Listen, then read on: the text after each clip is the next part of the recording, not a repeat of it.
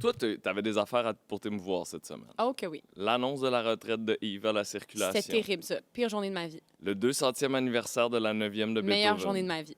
Peux-tu peut-être nous dire les émotions qui t'ont traversé, qui t'ont animé, qui t'ont fait vibrer?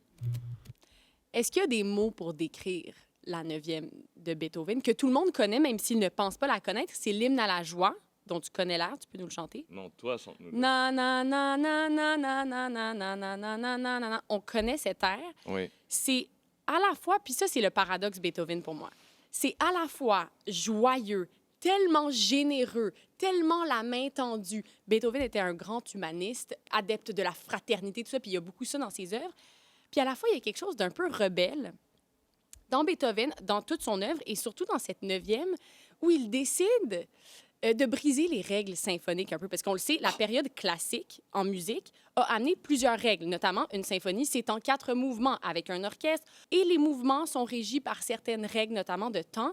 Beethoven dit au diable tout ça dans sa 9e. Est-ce que mettons, ton analyse, elle, est régie par des règles de temps? Ou, Ah non, faut que je me raccourcisse.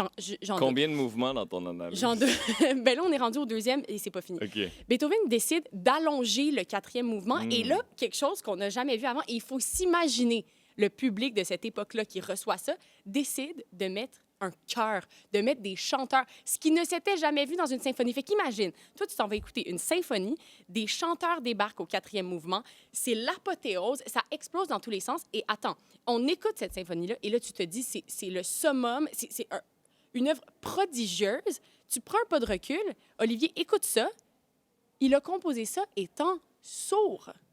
Étant sourd. Oui, ça, j'avoue que ça ajoute Non, un mais petit coefficient de difficulté quand même. Il était sourd quand il crée cette œuvre absolument magistrale. Puis on raconte qu'à la première représentation de la 9e, qu'il dirigeait un peu à moitié parce que, bon, il suivait plus tellement la mesure, donc il y avait comme un autre chef d'orchestre en même temps. Mais donc, il était tellement dans le truc qu'il n'a même pas remarqué que ça s'était terminé. T'sais, il était face à l'orchestre et que le public était en délire. Quelqu'un a dû le tourner, puisqu'il n'entendait rien, pour voir la foule qui était juste complètement en extase. C'est un grand moment de la musique. Et Beethoven, si je peux me permettre, puis là, essayez de couper ça au montage.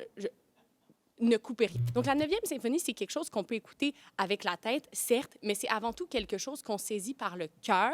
Et je vous invite à vous asseoir sur un banc de parc et de faire jouer la 9e symphonie de A à Z. Vous allez passer un moment formidable. Vous allez rire, vous allez pleurer, vous allez vous émouvoir, vous allez avoir envie de prendre tout le monde dans vos bras. Beethoven, c'est un exemple d'humanité, de génie. Il faut l'écouter absolument. Bon 200e. Alors, cet été, qu'est-ce qui se passe fera relâche, car Julia ira à Ici Musique animer les moments de Julia. Est-ce que quelqu'un d'Ici Musique écoute?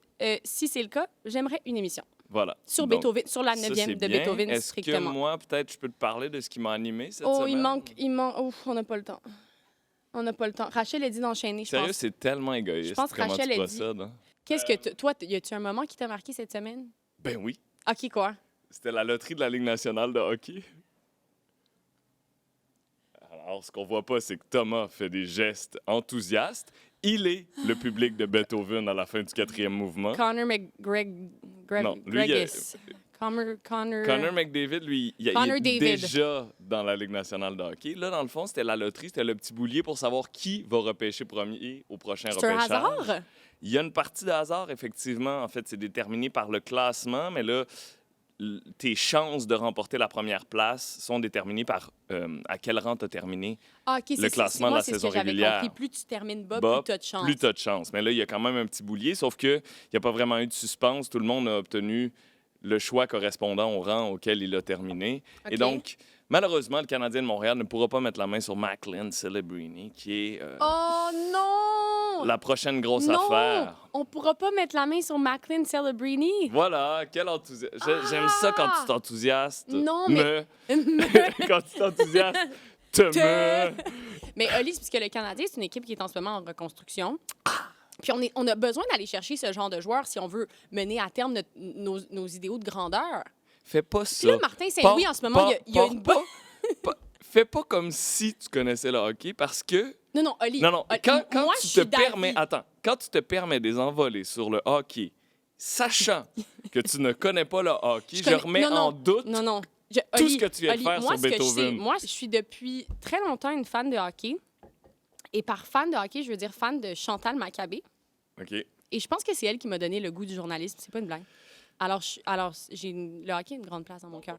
On pourrait peut-être commencer ça. Qu'est-ce que t'en dis? C'était tout ton... Mais non, mais il y a une autre affaire, en fait, moi, qui a retenu mon attention. Je savais, je le voyais. Je sais pas si tu as vu passer ça, là, en fin de journée, hier. Là, malheureusement, on ne pourra pas s'étendre là-dessus. On a des sujets beaucoup plus importants. Ouais. Mais il y a une étude du quotidien britannique The Guardian qui a sondé 380 auteurs et collaborateurs du GIEC qui ont contribué aux rapports qui ont été produits depuis 2018. Eh bien, les résultats de ce sondage estiment que le 3/4 de ces chercheurs-là, donc 77 %, estiment que le réchauffement au cours du présent siècle dépassera les 2,5 degrés Celsius par rapport à l'ère pré-industrielle. Et ça va rendre le monde tout simplement méconnaissable. OK. Fait que merci pour ça. C'est une petite dose de bonheur pour commencer... C'est le fun. Nos jeudis bonheur, nos vendredis bonheur. Oui, c'est le fun. Merci. C'est important de savoir ça, mais il reste que c'est déprimant. Veux-tu que je commence avec mon sujet? Les enfants, asseyez-vous. Je vais vous raconter une histoire. Non, c'est pas vrai. Non, mais j'exagère vraiment. Je m'installe comment? C'est l'histoire d'Emily Johnson, cette Canadienne qui fonde en novembre dernier le subreddit, donc le groupe sur le réseau social Reddit, du nom de Loblaws is out of control. Loblaws est hors de contrôle. Tu vas là. Tu vas là. Tu vas là. OK, tu t'attaques aux géants de l'industrie alimentaire. OK. Moi, je vais là, pour vous. Au départ, c'est essentiellement une genre de page où les gens se partagent des mimes et des blagues sur le prix des aliments dans les épiceries Loblaws qui sont rendus très dispendieux. Quoi, c'est cher? C'est cher, les épiceries. T'as entendu parler de ça, toi aussi? Ah, ouais. Apparemment, c'est cher, la vie. Garde ça en tête. OK. Donc, ce groupe qui commence en étant à peu près un groupe de mimes et de blagues prend rapidement de l'ampleur. En ce moment, ils sont plus de 75 000. Et Emily Johnson décide de passer des blagues aux actes en orchestrant un boycott de Loblaws. On dit Loblaws pour la grande compagnie et Loblaws pour l'épicerie parce que Loblaws, c'est aussi Provigo, Maxi, Joe Fresh, TNT, choix du président. Sans nom, Pharmaprix, tout ça. Donc, boycotter tout ça pendant le mois de mai. Mais là, c'est important de le dire aux gens parce qu'il y en a qui pourraient ne boycotter que le Loblaws, alors qu'il faut boycotter Loblaws. Mais non, mais quand je dis il faut selon Emily Johnson, bien sûr. Il faut selon les gens qui adhèrent à cette campagne. On pourrait penser que Emily Johnson appelle à un boycott de Loblaws, mais non. Il s'agit de Loblaws. Le Loblaws, exact. Bon, le but du boycott, tu l'auras deviné, c'est de critiquer le prix des aliments jugés trop élevés. C'est un enjeu qui préoccupe beaucoup. Pourquoi chez Loblaws plus qu'ailleurs? Loblaws est devenu comme presque un symbole. Galen Weston, son président, et Loblaws lui-même, est comme devenu vraiment une cible de prédilection pour les blagues sur le prix élevé des aliments. Il y a même le journal Le Beaverton qui, tu vois, c'est quoi? C'est un journal satirique, un peu comme The Onion, La Paresse au Québec, Le Revoir, qui s'en donne à cœur joie. Il publiait récemment un article satirique, évidemment, intitulé « Galen Weston défend son augmentation de salaire de 3 millions de dollars en disant « Avez-vous vu le coût de la vie? » Bon, voilà. Il y a drôle, même... On se tape sur les cuisses.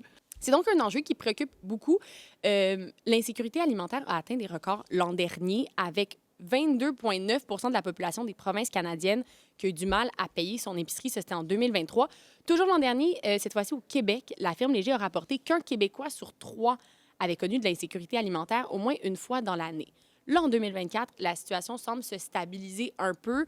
L'inflation alimentaire est en train de ralentir, mais ça reste quand même difficile pour plusieurs foyers canadiens de mettre du pain sur la table.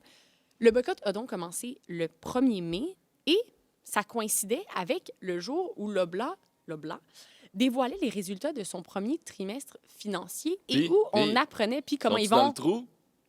Bon, pas tout à fait.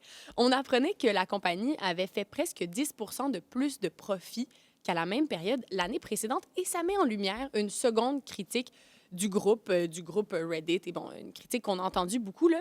Ils accusent Loblaws d'avariceflation. En anglais, greedflation, qui est en fait le fait de profiter de l'inflation pour générer des profits. Pas mal, hein? Oui. Donc, profiter de l'inflation pour en rajouter un petit peu par-dessus pour générer des profits plus importants. En gros, puisque les consommateurs s'attendent déjà à une augmentation de prix, on en profite, on en rajoute. Ouais. tu te douteras bien que Galen Weston a démenti ces accusations en disant que, d'une part, le prix plus élevé des aliments était dû au fait que c'était plus cher d'en produire et d'en importer pour plusieurs raisons. Et pour ce qui est de la hausse de profit, il dit c'est surtout attribuable aux autres filières du groupe, du grand Loblaw, là, donc notamment à Pharmaprix, Joe Fresh et à leurs services financiers aussi. Donc, pour lui, c'est ça qui explique. L'an dernier, la compagnie était dans la loupe du comité de la Chambre des communes qui étudie l'inflation alimentaire et du bureau de la concurrence qui avait à peu près les mêmes préoccupations quant à la responsabilité des grands épiciers dans la hausse du coût des aliments. Ça a quand même beaucoup fait jaser sur la scène fédérale. C'est pas juste des accusations que font certains internautes, là. Même les politiciens se rendent compte qu'il y a quelque chose. C'est pas une critique qui sort de nulle part. Mais est-ce qu'on sait si ça fonctionne? Tu as bien fait de devenir journaliste parce que c'est vraiment une excellente question que tu me poses, là. Vraiment, tu as le don de poser la question qu'il faut poser au bon moment. Effectivement, on se demande qu'est-ce que ça donne. T'as bien fait, ah ben, ça fait. Selon un article de Global News de Swan Preville, qui a parlé à des petits épiciers à travers le Canada, apparemment, ils ont remarqué qu'il y avait un plus grand achalandage dans leurs petites épiceries depuis le début du mois de mai. Donc, il pourrait avoir quelques effets. Après, bon, la plupart des experts disent que sur le chiffre d'affaires général de Loblaw, ça ne devrait pas laisser une grande trace. Mais c'est jamais bon pour la réputation d'une entreprise de recevoir tant de haine. Puis, il n'y a pas eu une réaction là, d'une haute dirigeante de la chaîne qui a voulu s'asseoir, un ou une haute dirigeante qui a voulu s'asseoir avec la personne qui a lancé ce mouvement-là? Oui, il y a eu des discussions. Après, est-ce que ça a vraiment changé quelque chose? Ça fait quand même un moment que Loblaw promet et puis dit on est très préoccupé par le fait que ça coûte plus cher. On sait, on veut. Puis il propose quelques mesures, mais évidemment, pour ces personnes-là, le problème est plus large. C'est difficile d'adresser quelque chose de cette ampleur-là. Mais c'est une petite action qui a fait beaucoup jaser, surtout au Canada anglais. J'en ai peu entendu parler ici. Je me disais que ce serait une bonne idée de le porter à votre attention. Ben oui, c'est une très bonne idée. Est-ce que tu vas me parler de ton prochain sujet que je t'ai commandé? Ben, est-ce que j'ai le choix? Non, j'ai obligé Olivier à parler d'un sujet parce que moi, j'avais plein de questions.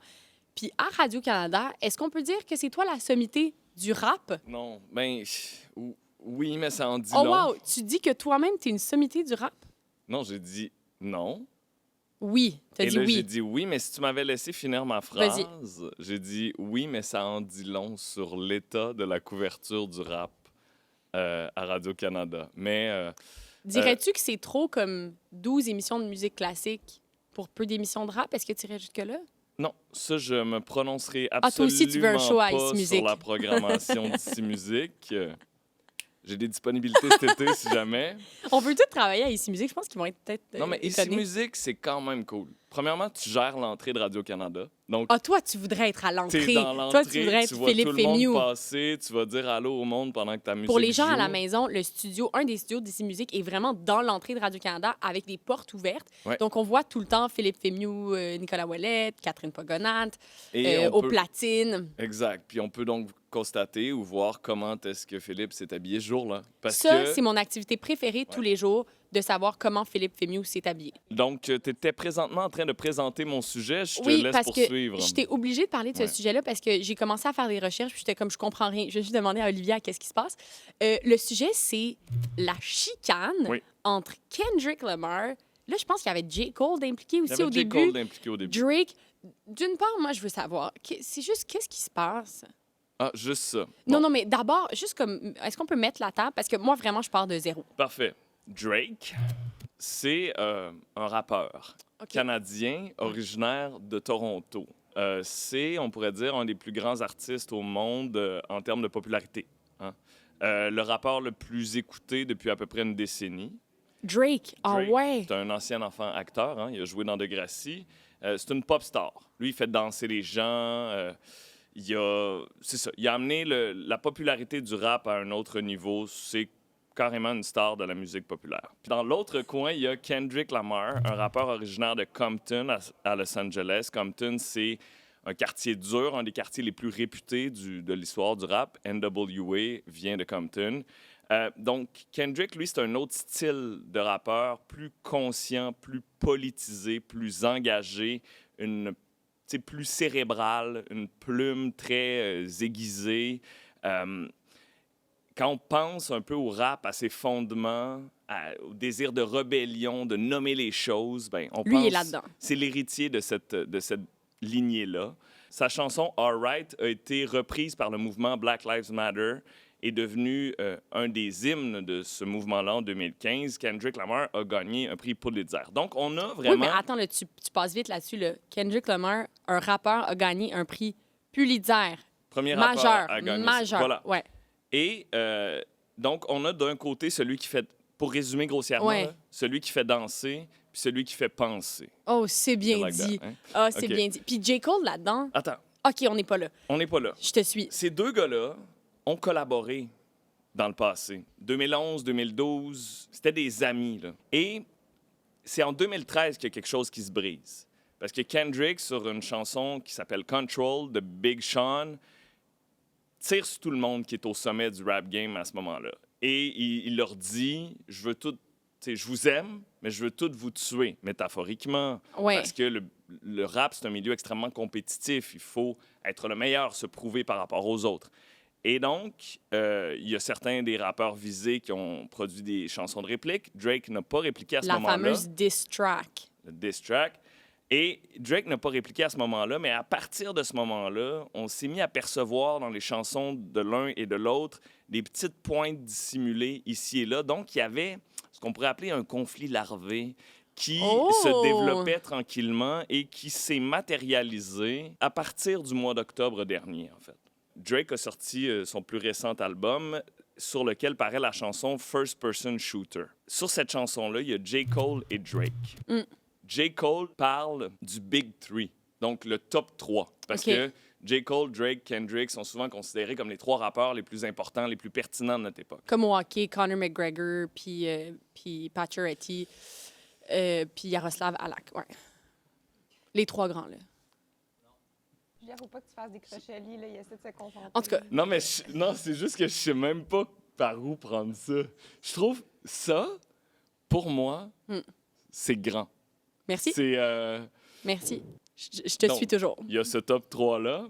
Et c'est considéré là, par certains médias, certains adeptes, là, comme le top 3, les 3 meilleurs. J. Cole nomme ce top 3-là. Kendrick l'a mal pris. Et au mois de mars, sur la chanson Like That avec Future et Metro Booming, il réplique. Il dit, en gros, arrête de parler du top 3, il y a juste moi au sommet. Puis là, il écorche Drake. Et là, le feu prend. OK. Parce que J. Cole, effectivement, a répondu pas longtemps après. Avec un diss track, lui aussi. Mais là, quelques jours après, J. Cole, qui est un rappeur, je sais pas, un petit peu plus humble, il se promène en basic. Oh, j'aime ça. C'est mon préféré, j'ai choisi. Moi, j'ai choisi. Alors que tout le monde dans cet univers-là exhibe de façon ostentatoire sa richesse par le biais de ces véhicules motorisés. Il y a encore un parallèle avec les joueurs de hockey.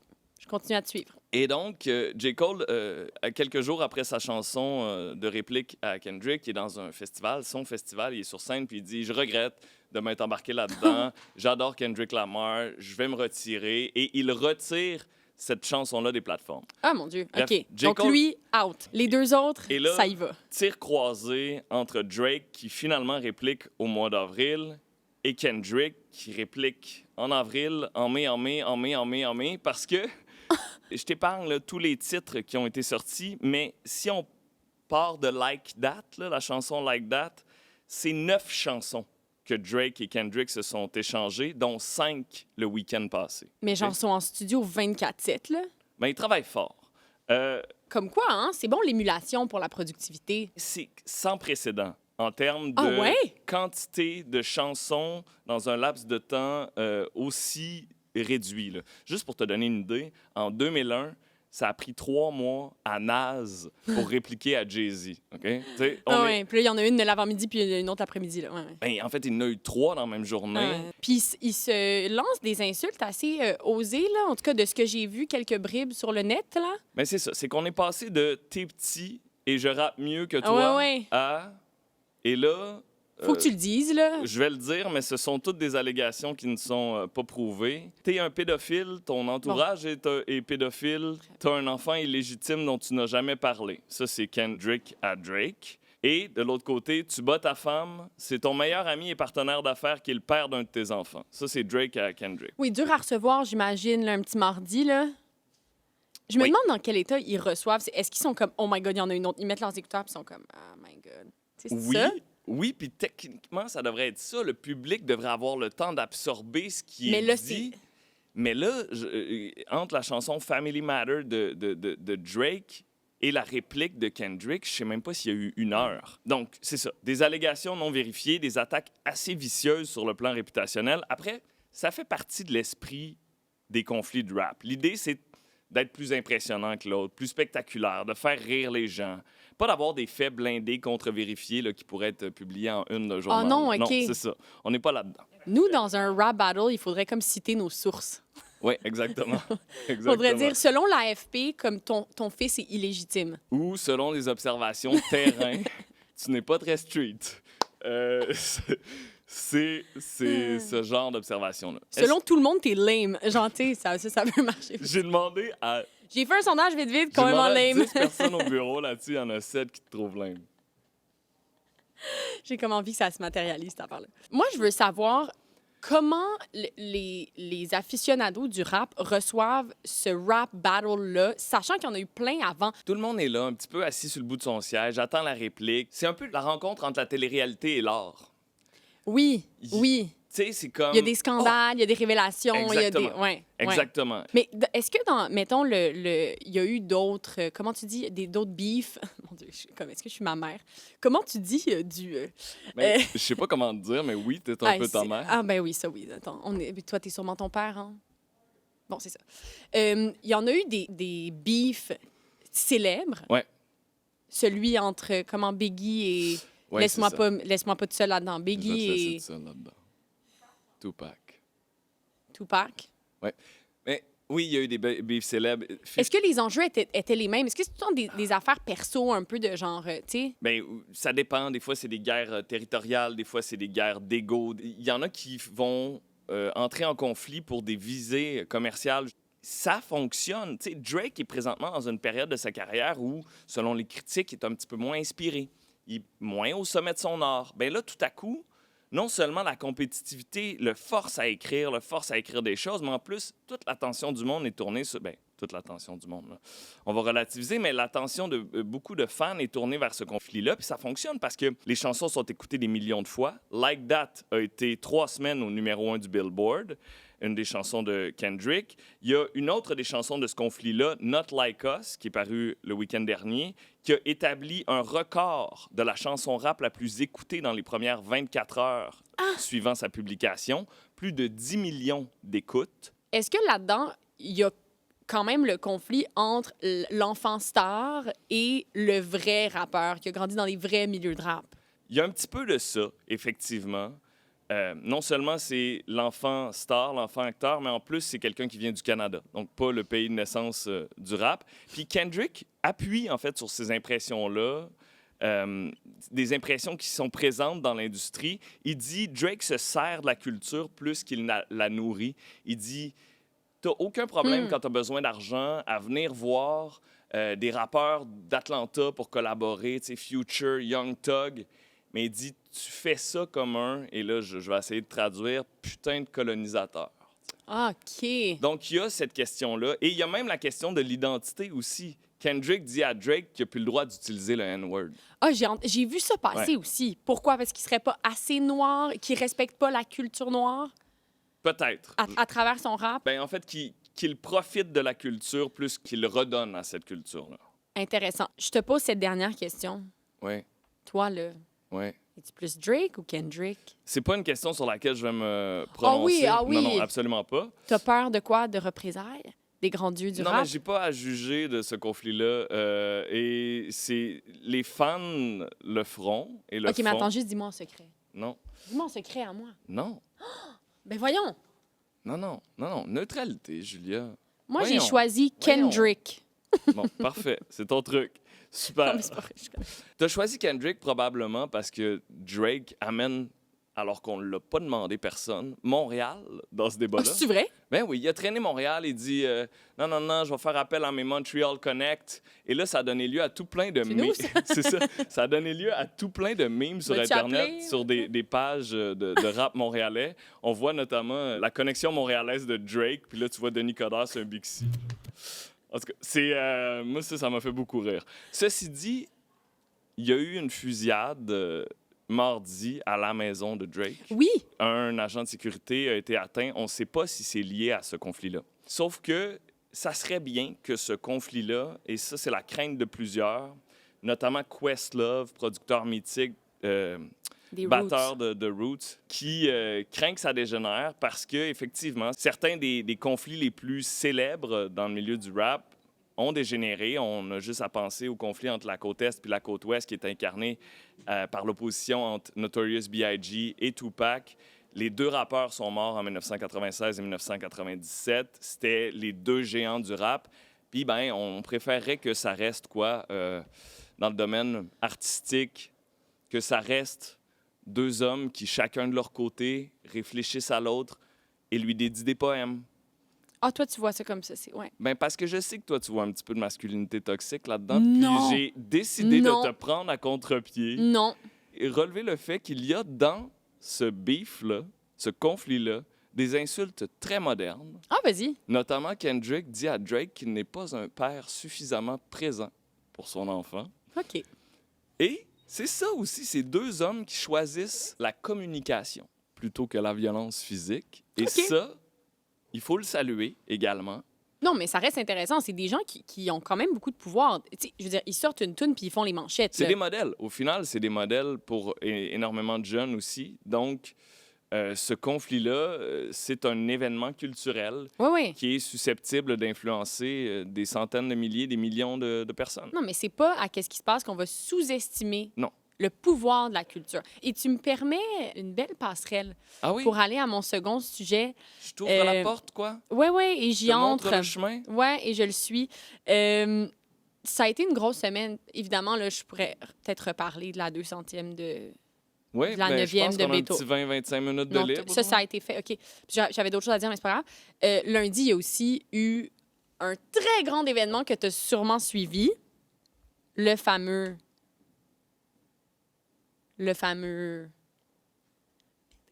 Quoi? Met... Le fameux Met Gala. Tu vas pas parler de ça. Non, mais tu vas comprendre. Le Met Gala, c'est le gala qui inaugure une exposition au Metropolitan Museum of Art à New York. Et là... Vas-tu me faire le top 5 des plus belles robes? Non, veux-tu voir... OK, veux-tu deviner c'était quoi le thème? Le sais-tu le thème? Non, j'imagine pas. Il y a un thème au Met Gala? Olivier, ça manque vraiment là, à ta culture. OK, je te montre des robes, puis tu me dis, tu penses c'est quoi le thème? OK, viens. Amène ton micro. Ben oui. Ça, c'est Tyla avec sa robe de sable. Kim Kardashian qui a beaucoup fait réagir sur la taille de sa taille. Certains présument qu'elle l'aurait fait enlever des côtes. C'est pas confirmé, là. Toi, ta réaction à la robe de Kim Kardashian, c'est... Ben, est-ce qu'elle est à l'aise là-dedans? Est-ce que ça lui permet de se sentir belle? OK, c'est vraiment le fun, cet Mais exercice. c'est ça mon critère, Ça, moi. c'est... Tu la connais? Elle, dans le fond, là, je sais, moi, des fois, je vais faire du canot camping dans le parc de la Vérandrie. Puis si j'y vais en juin, juillet, Ouais. il y a vraiment beaucoup de mouches. Fait que je mets souvent Très irrespectueux pour des l'artiste, filets derrière. qui ressemblent à Ouais, ça. ouais. Ça, c'est Lana Del Rey, qui est habillée un peu en branche, là. Je te l'accorde. Mais tu Ça, vois- tu la reconnais, c'est Katy Perry. Moi, d'après moi, le thème, c'est les jardins. Les jardins de... De? Le thème, c'est annuel ou vivace. Le thème, c'est The Garden of Time, mais Olivier, c'est pas ça le point. Ben, T'es je sais pas, tu viens complètement de me faire passé à côté. 45 minutes Mais sur et quelque tu t'es chose fait pour me dire berner. que t'es pas sur le Tu point. t'es fait berner.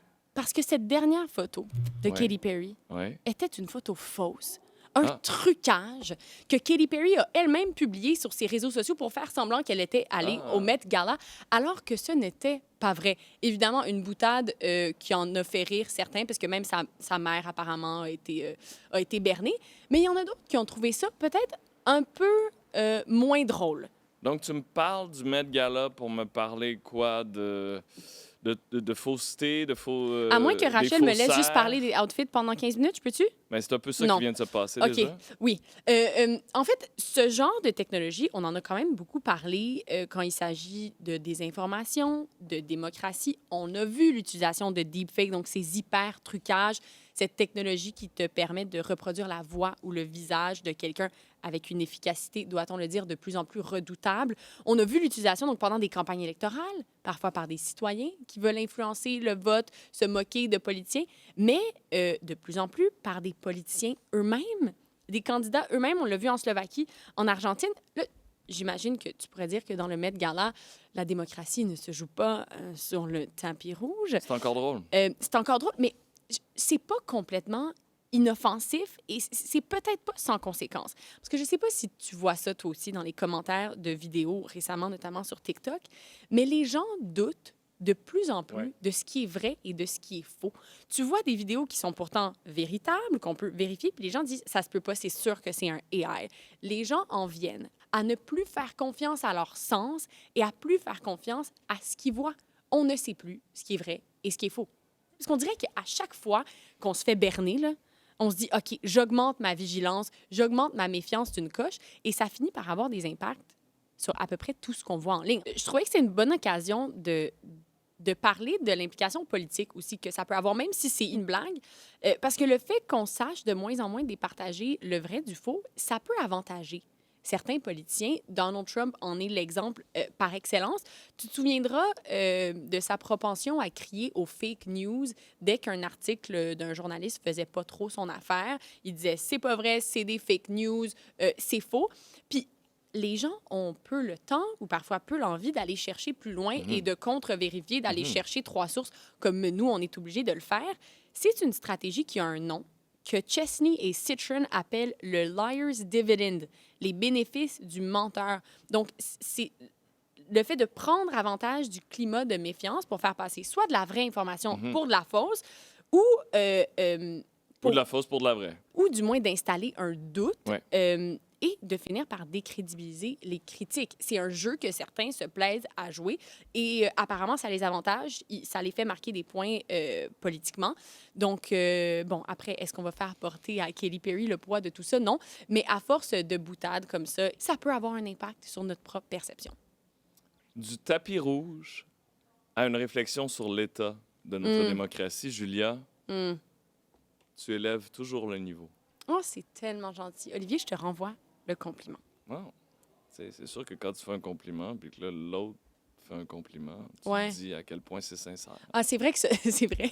Tu te dis, c'est vrai que ça, c'est genre... Pourquoi avoir attendu tout ça? T'es bien fine, toi aussi. Ouais, c'est comme, ben là, je sais pas, là. Je t'ai pas dit bon appétit, là. Oui. OK. Julia, logement. On est au début mai. Le 1er juillet arrive à grands pas. Il y avait cette semaine plusieurs nouvelles dans les journaux, dans les médias québécois sur la crise du logement. Et je t'en présente un petit florilège, quoi. Semblerait-il qu'une des causes principales des hospitalisations en psychiatrie, selon un des chefs d'une unité de psychiatrie d'un hôpital montréalais, c'est la crise du logement, les questions de logement. C'est ce qu'a rapporté le regroupement des comités logement. Hein. Le médecin en question n'est pas identifié. On n'a pas de données concrètes, précises. C'est l'impression d'un chef de département anonyme. N'empêche, il semble y avoir une hausse de la détresse associée au logement. Les ressources alternatives en santé mentale notent une hausse du stress, de l'anxiété, de l'insomnie, des pensées suicidaires, des pensées dépressives, parce qu'il y a beaucoup de gens qui vivent dans la peur de perdre leur logement. Anne-Marie Boucher, co-coordonnatrice du regroupement des ressources alternatives en santé mentale du Québec, elle craint qu'on se mette à médicaliser la crise du logement.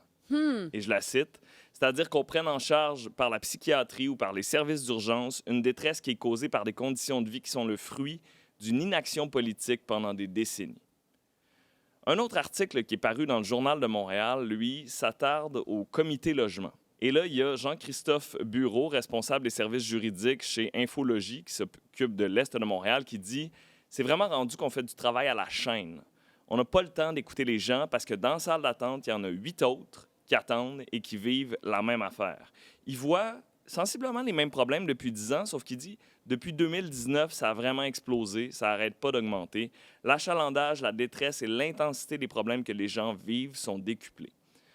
Au quotidien, les gens quittent son bureau en pleurs, à bout de force, désespérés. Un autre article du Journal de Montréal sort des chiffres du tribunal administratif du logement. Il y a eu, et c'est des données préliminaires, en 2023-2024, un nombre record de dossiers si on s'attarde aux 10 dernières années. Donc, plus de 90 000 dossiers ont été déposés au tribunal administratif du logement. Habituellement, dans les 10 dernières années, ça se situe plus entre 63 et 78 000. Donc, une hausse quand même assez significative. Les cas de reprise de logement ont triplé en 5 ans. On est passé d'autour de 1 000 à plus de 3 000.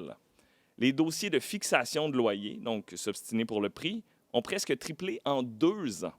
Donc, passé d'autour de 7 000 à 21 000.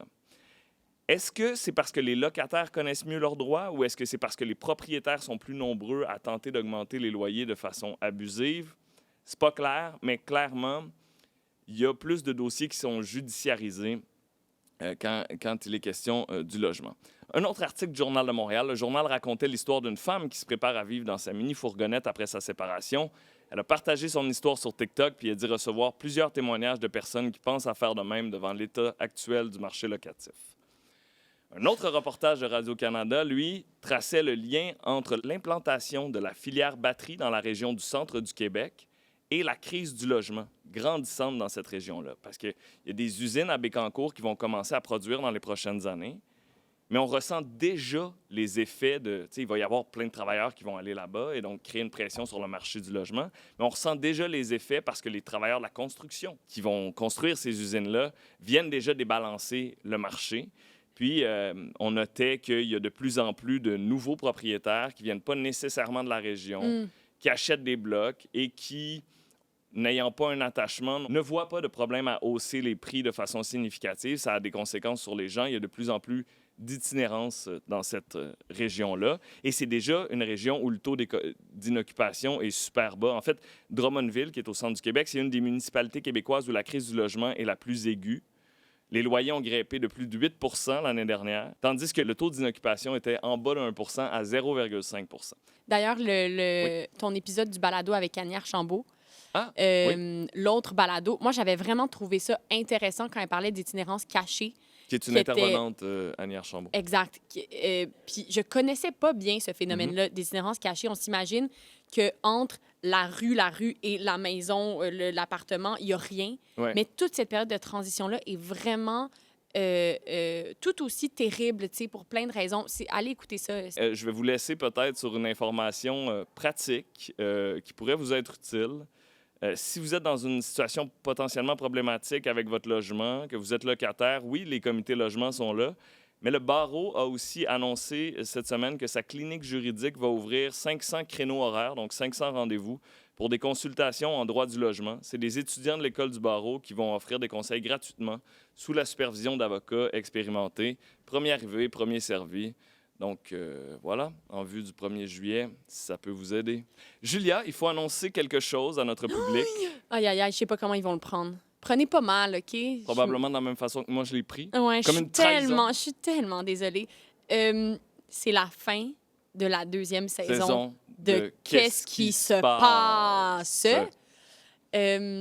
Pourquoi donc? Parce que j'ai besoin de prendre des vacances, tout simplement. Là, j'ai besoin de prendre des vacances comme si j'étais comme brûlée. J'en ferais plein d'autres. Mais c'était planifié comme ça. Inquiétez-vous pas, on revient. Pour une saison 3! Pour une saison 3. Puis il y a plein de belles choses qui s'en viennent pour Qu'est-ce qui se passe, si je puis me permettre. Et donc, c'est la 2e saison qui se clôt. Je tiens à vous remercier d'avoir été au rendez-vous. On revient quand, donc, déjà? On revient en juin. Hey, encore une fois, on a fait jouer aucun jingle. On n'a pas fait jouer les jingles de Julie Gagné. On a rien... Elle nous en a envoyé un nouveau. Mais c'est pas vrai. Pour le quiz qui se passe. Oh, aïe, aïe! Mais ça, il va falloir écouter à la saison 3. On commence la saison 3 avec un quiz qui se passe? Oui. Très bien. OK. Peux-tu finir avec le jingle de Julie Gagné? Oh!